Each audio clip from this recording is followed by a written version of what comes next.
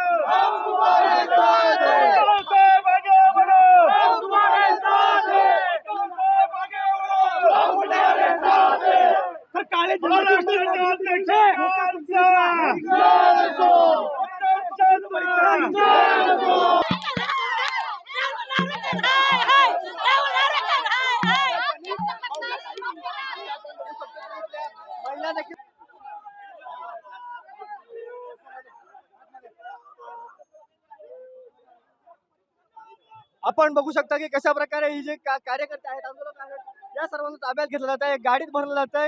हे आंदोलक होते, यांनी विधानसभा अध्यक्षांच्या विरोधात घोषणाबाजी केली. एकूणच निकाल आपण बघू शकतो की कशा प्रकारे इथे आहेत ते कार्यकर्ते आक्रमक झाले.